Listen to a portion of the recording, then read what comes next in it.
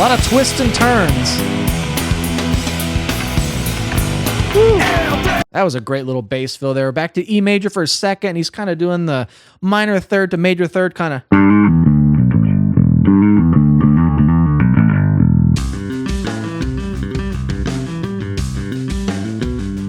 What's up, guys? Welcome back to Lowen University. Today, I'm finally getting to Faith No More. I went back to some old requests and comments from like 3 or 4 months ago. I didn't want to forget you guys, and I saw a lot of Faith No More piling up. And the top one I saw was King for a Day. I'm reading that bassist Billy Gould really carries the track with the bass line, which you guys know all about that.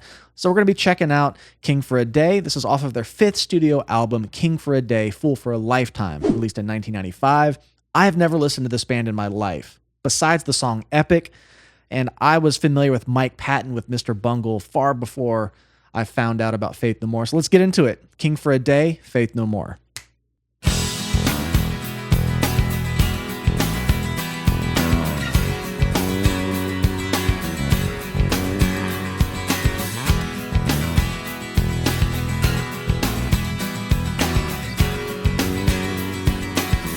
Interesting. E to F sharp.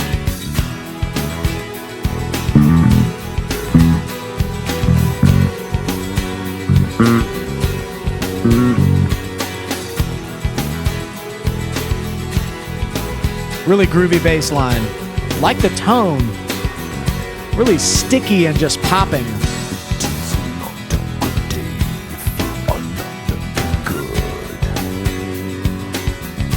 Always something interesting with Mike Patton. I do know that.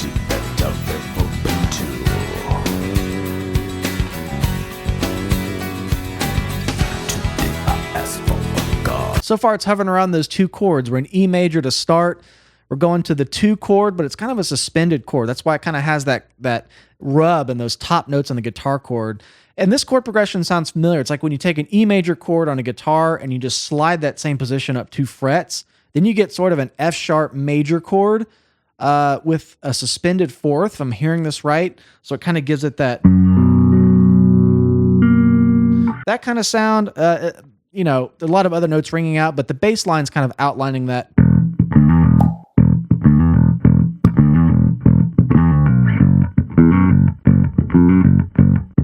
That kind of thing, really locking in with the drums. Some interesting vocals going on. Again, as I mentioned a second ago, you never know what you're getting with Mike Patton. Mr. Bungle is a band I listened to a long time. Weird, esoteric stuff. I just love the experimental side of them, and it was really weird for me to find out about Faith No More later, because this was more like, I don't want to say mainstream rock, but definitely not as avant-garde as, you know, Mr. Bungle. So really enjoying hearing this. I'm going to go back a couple seconds, see where this goes.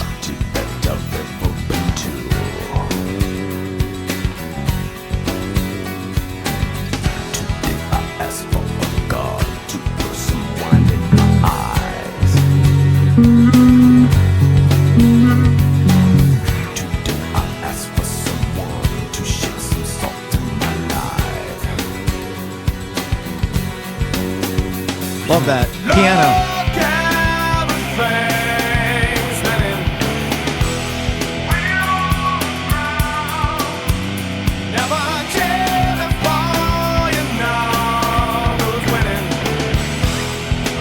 Up to C7 there? Really weird.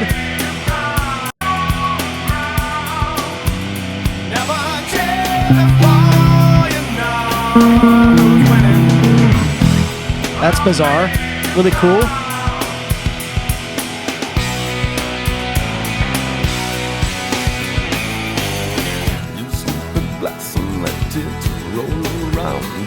Really, really neat. We did like kind of a B, A, C, B. None of that's in the key of E major.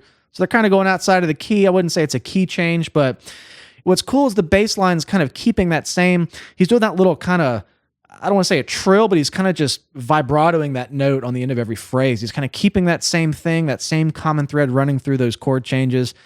I got to listen to it a bit more to see what key center we're in. It keeps going back to this E major, but we had C7 in there, which a lot of notes that aren't in the key. Then we're back down to B major. really cool. Not to say there is any rules in music, but that stuff always makes me really listen and go, how did they get there? Where are they going? So let's keep going.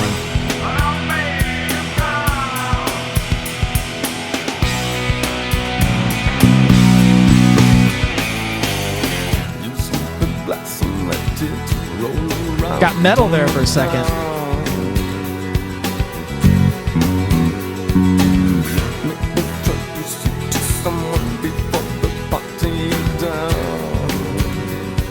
That note, kind of like, kind of giving it like a little shake on the end there.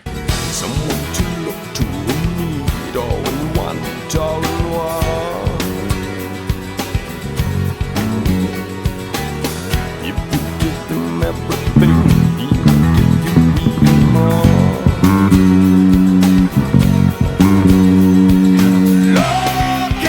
Here we go.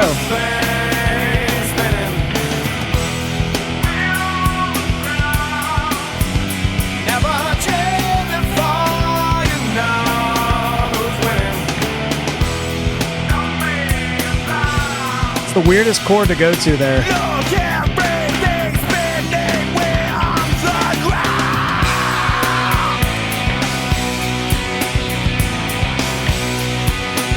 The best way I can kind of see that C dominant coming into play is if they're doing like the flat 6, flat 7, 1. So in a major key, E major,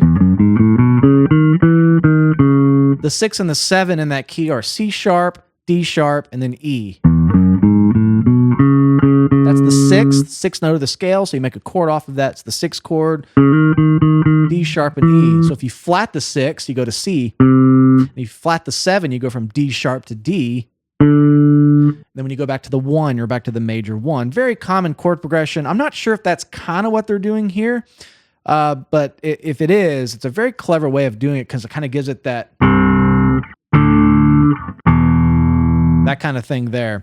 But they're putting the dominant in there, which is given to this little bit of tension. Not to get too crazy on the chord progression music theory, but again, the bass is grooving. It's tying it all together very nicely with some really cool little subtle passing tones. Let's keep it going.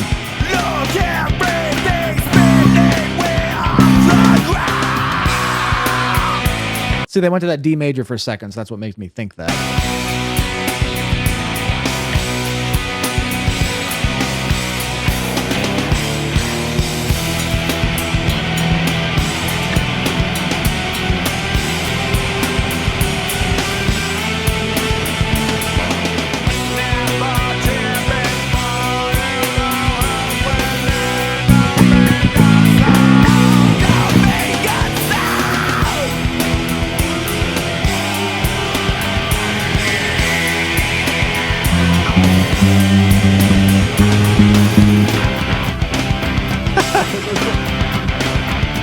A lot of twists and turns.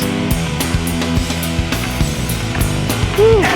That was a great little bass fill there. Back to E major for a second. He's kind of doing the minor third to major third kind of.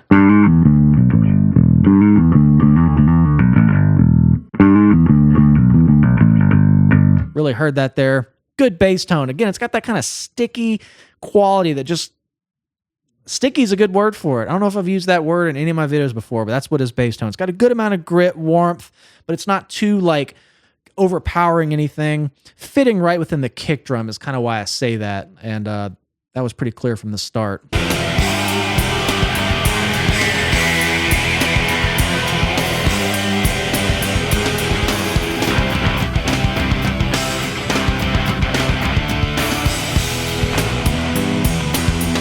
That fill.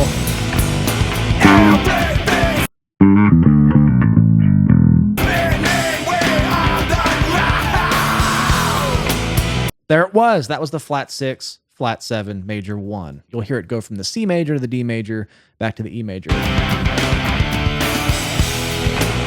Pretty cool.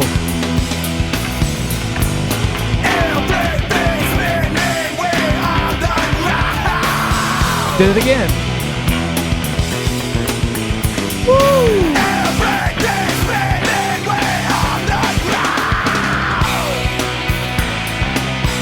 I thought he was going to do that bass fill again. That was a really great bass fill. This is a classic. Every 4 bars, he rips a different bass fill. This kind of has like the Sabbath thing, right? Geezer would just rip something different every 4 bars. And, you know, you watch some live performances and it's never the same. He does it different live. That's just, again, one of my favorite things of being a bass player. There's really no wrong or right bass fill as long as it supports the composition, you're playing the right notes, it's locking in, and it's driving you back to the beginning of a phrase. But I love that little chromatic thing. Sounds like you start on the B, went down, the kind of that falling feeling. Let me see if I can point it out.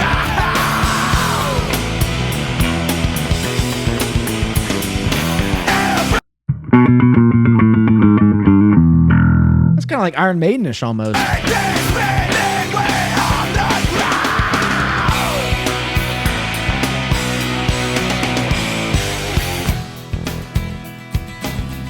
It's like a whole different song when it goes back to this part.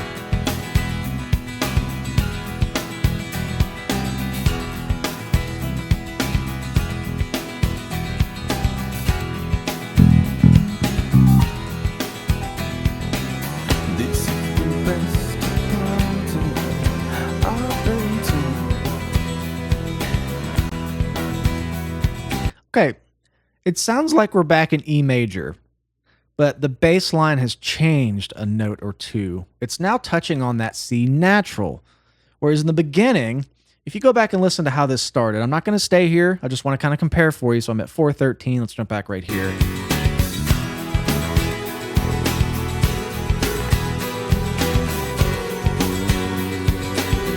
So listen to the notes here. Okay, E, D, E, E. Sounds very happy, sounds very E major. So let's go back to where I was here at 413. You'll notice he's adding in a C natural there, which is not in the key of E major. But I commented earlier that this C was a really interesting twist and turn. So now we go back to this kind of like verse, prettier, just acoustic strummy thing. He's adding that C in there. A little bit of dissonance is creeping in. And I almost missed it. But listen here. Hear how this is a little darker now?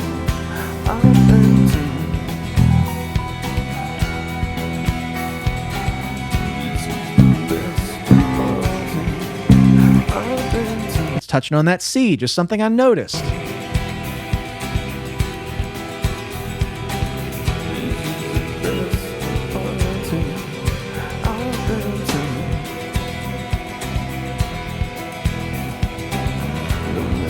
Really dynamic. Am I going to get a jump scare? I bet I am.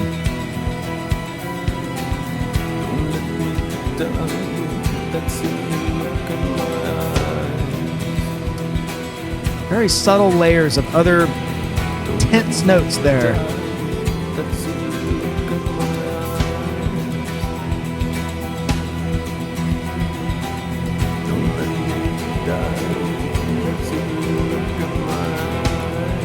Sounds like it's building. I have no idea. There's that C.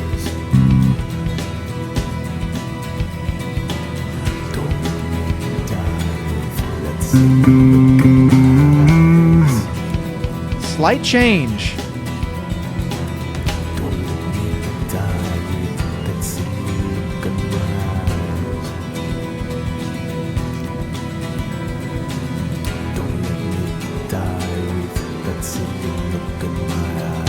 Kind of making this spoken word stuff have a little bit of unsettling feeling to it.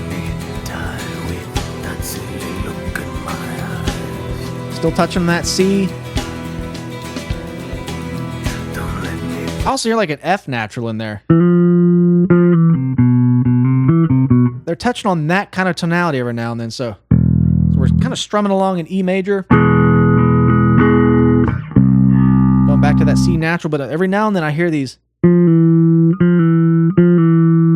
That's a flat 2. You know, normally in E major we have the F sharp. A little happier in that intro again. Sprinkling in some of this, I kind of hear like a Lydian sound too. B flat, or I'm sorry, A sharp instead of A natural, that raised 4. I could dissect this forever, but they're adding a lot of little color over that E major that just Doesn't take away from the main tonic to your ear. It's still very E major bass, but those little layers in there are just kind of sprinkled in for some tension.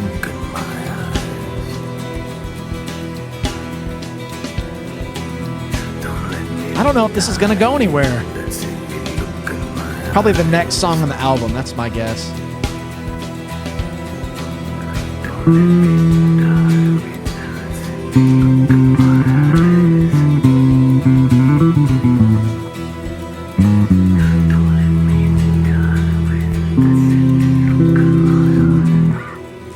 Okay, it's going to fade out. Faith No More seems like a band you really got to dive in and listen to things chronologically. You know, this is from an era where albums were still big pieces of a one listen type of thing with an album. You know, some people say we've lost that today. We're in the singles era. So I'm sure the song after this on this record probably adds some context to what I'm hearing. I was kind of hoping it would come back in with something just really intense. It didn't do that, but I'm going to, after this video, check out I'm going to let it keep playing here and see what's up. But this is really cool. There's a lot of layers to peel back here with this band. You know, I don't know who's responsible for some of those kind of proggy moments that are really just kind of knee-jerk. Some really cool twists and turns in there. I feel like with the spoken word, there's a bigger picture or a bigger message with this record to go back and kind of, again, contextualize this one song. But this is a great bass line. Billy Gould has been in the band, I'm reading, since the start, or at least very early on, and is a big part of their signature sound, very upfront bass. So I would love more Faith No More recommendations, or just educate me on what Faith No More is about. Again, I've only heard Epic, but thanks for your requests. If you've requested this song, it was like in April or June, I was going back and finding these, so thanks for your patience. Please give this video a like. Comment what else you'd like for me to see, and please make sure you're subscribed. I appreciate you guys watching, as always, and I look forward to speaking with you all soon in the comments. Cheers. Until next time.